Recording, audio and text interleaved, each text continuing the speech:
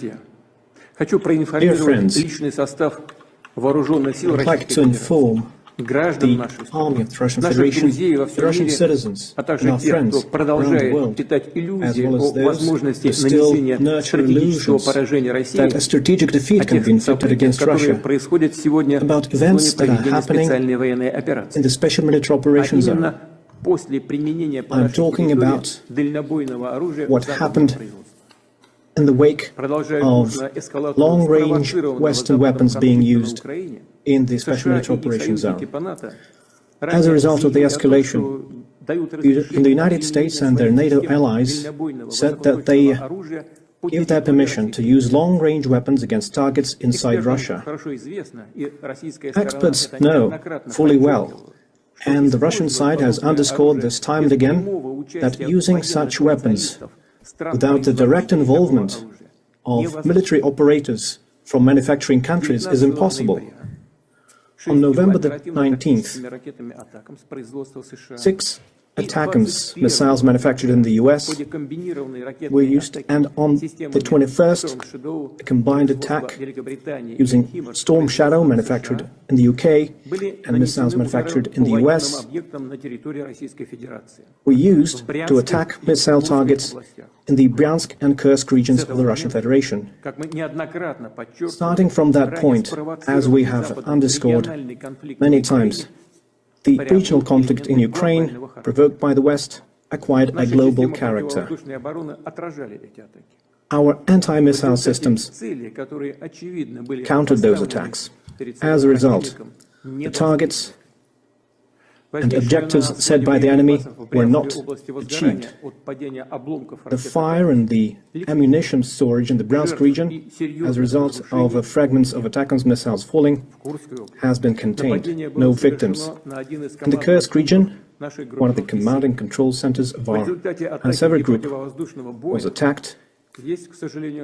As a result of the attack and the countermeasures, there have been people wounded and killed, and those who were involved in servicing these facilities,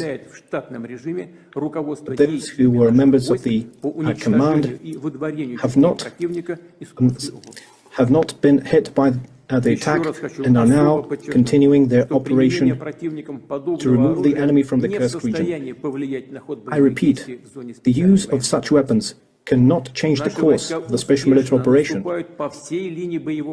Our military is successfully advancing along the entire line of contact, and all the objectives that we set before ourselves will be met. And we'll hold it there. So, David, I think you probably remember, Leo, I'm sure you remember, I remember, the movie The Day After, 1983, The Day After. Ronald Reagan was president. I think the media thought that was going to be their way to scare the public so that the public would put pressure on Reagan and Congress to, somehow get Reagan under control, because Reagan was going to start nuclear war with the Soviet Union. Remember that? And I think Ronald Reagan, according to reports, actually watched the film, and it did concern him. And he wanted to come to some agreements with Gorbachev, and I think they met, of course, several times. And they agreed that nuclear war must never happen between our two countries because no one will win such a thing. But times have changed since then, have they not? I know we have a lot of nuclear weapons, but they have more, and they have these supersonic, these hypersonic missiles, the Satan 1, the Satan 2, that skip on the atmosphere. We cannot know their trajectory and calculate when they're going to arrive, where they're going to arrive. In a lot of regards, they have it over us. Do they not, David?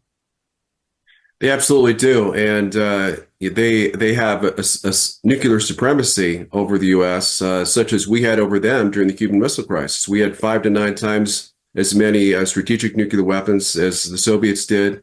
We could have fought and won a nuclear war with them at that time. At great cost to us, but we would have been the victors. And now the tables are reversed. They're allied with China. They have, according to Ukraine, the Ukrainian Ministry of Defense has reported that Russia has a total of 16,000 operational nuclear weapons.